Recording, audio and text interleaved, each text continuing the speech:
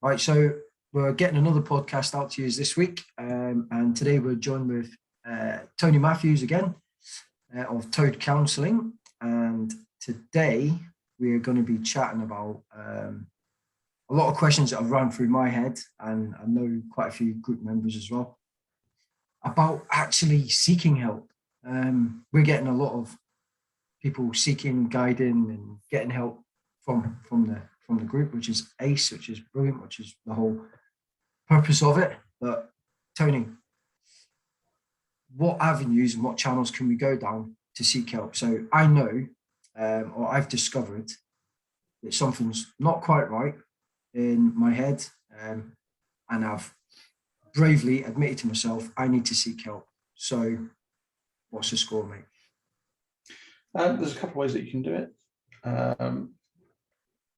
If you are suffering with extreme anxiety and depression, obviously go to the GP. They will help facilitate seeing someone through the NHS, which is always one of the best ways to go because it's always free. And with that, you can always go and see a private therapist as well in the meantime. So yeah, I encourage that a lot with all my clients. You know, if they've got NHS appointments, they do come and see me. We run through how things work. If the NHS appointments come through, we knock our sessions on the head because obviously there's conflict of interest if you're seeing two therapists, so it's not necessarily recommended. So we'd have the client go to their NHS appointments. They do their 8, 6, 10 weeks sessions, whatever it is they get given. And then a lot of mine do actually come back and start private therapy again. So I always recommend to keep your NHS sessions anyway. But there's loads of charities out there. There's one in particular I think is Nationwide's Clarity. You can check out local centres as well. There might be other avenues of free support out there, or you can go down the route of private therapy, and you can look for a private therapist and just go from there. You don't need to go through the GP, you don't need to go to A&E or anything like that. You can just look for a private therapist and go from there. Basically nothing gets recorded or put onto medical records or anything like that. So you know, I've had a couple of people ring up asking you know, if they do start therapy, does it go on their medical records and things like that? It's no. The only way that would happen if you go through the GP first. GPs don't generally have a list of private therapists. Some do, some don't. They prefer to put you through the NHS system. Either that, or they recommend you go and find a private therapist depending on what's going on for you. Looking for a therapist, I always direct people to two places. There's one, it's the counselling directory. I think it's counselling-directory.org. I can't remember. Anyway, if you put counselling directory in the search engine, it'll come up with counselling, you'll be able to find it. And the other one is Psychology Today. Those are the two main ones that a lot of people use. And I always say, if you're looking for a therapist, treat it like you're looking for a new car. You know, you go and test drive, and when I say test drive, you look for a consultation call or anything like that. It could be anywhere from 15 minutes to 30 minutes, and you can get to know your therapist or potential therapist and see if you click and connect. You don't necessarily have to commit to anything. You just want to ring up, chat, see if they can work with you, and you know, you mesh with them, sort of thing, and go from there, really. Right, perfect, mate. So just to right, so I'm trying to think of the differences between the counselor, therapist, psychologist, psychotherapist. What's the baseline? So who do I know that I need to go see? Does that make sense? Like who would? So I've got severe anxiety, for instance, right? And I know I have, and right, I need to take action now. It's starting to affect not only me, people in my immediate bubble. You know, I need to get it sorted I go to a counsellor to begin with because I want it sorted now. I want it sorted now. Do I go to counsellor now? Then he would say, look, you need to actually see somebody else, you know, like another professional within the trade, so to speak. Yeah. I mean, a lot of therapists refer clients on as well. If you ring up a particular therapist and you tell them what you're going through, what your needs are, and things like that, they will talk to you and let you know what they can actually do and deal with and focus on. And if it's something that they don't actually work with specifically, a lot of therapists like myself will have a little list that we keep of other therapists that we've worked with before or that we know of and that do actually specialize in particular areas and things like that. When it comes to counsellors, psychotherapists and psychologists, there are plenty of psychologists out there that are counsellors as well. For me, psychologists more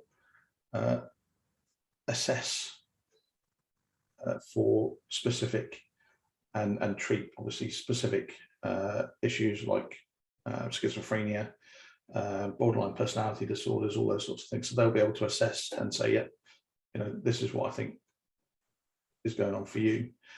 And as much as I don't like it, here's your label, shall we say. Some people like labels, some people don't. And being labeled as someone with borderline personality disorder, if you're going for certain jobs, you have to declare certain types of medical conditions and all that sort of stuff. But yeah, that's a whole different context entirely. Counsellors and psychotherapists, the work is controversial there. Some people don't feel that there's too much difference between a counsellor and a psychotherapist. So that's kind of a grey area, I think, in regards to what the differences are, because a lot of counsellors work at a psychotherapeutic level, which usually comes down to going into deep aspects of family upbringing, the things that you've gone through, trauma and all that sort of stuff as well. But there are counsellors out there that do work with that kind of depth as well. So the name counsellor and psychotherapist is kind of up in the air, and people, they do fight over the differences. Right, got you, mate. So from that, there's help out there. There's that. What did you say it was called again, mate? The website.org. What was it? I can't remember the website address, but all you need to do is in the search engine. Yeah, we'll add that to the podcast anyway. The link. But it's counselling directory and psychology today. Right, okay, right, Sean. So if I have a friend, for instance, stepping away from me now, they've contacted me in I don't know, Leicester, far away from me. I can direct them to these websites, and he'll be able to get a directory of who's local to him. He can email away, and like you said with the whole car sale thing, which I totally get, by the way, from reading some books in the past, that quite a few of these authors have said that they went to a counsellor or a mental health expert, we'll just say, to cover the whole lot of them. Went there, didn't work, and then they stopped and thought, I can't be saved. But then they got encouraged to try again.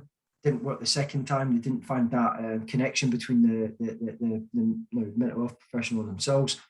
And then they got encouraged again. And then after that, they tried about 3 or 4 other mental health professionals. And eventually, this certain offer that I'm talking about found the perfect match, and it saved his life. So it's not a dead end of, I've tried that, doesn't work. You need to kind of, like, the more I'm learning about all this as well is you guys have got the assets, the tools, the weapons almost to give to people to fight their battles, to fight their demons. You can't do it for them. You can only guide them. These people need to absolutely. They need to take heed of what's almost what they're learning, what they're being taught almost, and start taking action on it and push themselves forward. Otherwise, they're going to be in this stalemate, this limbo state. And it's the thing people forget is that everything that you learn can be unlearned, and new things can be learned and put in its place. You can re-educate yourself and relearn or learn new skills and unlearn the things that you've lived with for your entire life. Yeah, like new mindset for me, definitely. I was negative nearly 100%. I have had a few little blips over the past weeks that you're totally aware of. I've chatted to you about them. But the positivity is now starting to shroud me more than negativity. And that is a massive life-changing thing for me. It's exactly what you're just talking about there, mate. It's absolutely insane how I've made this switch.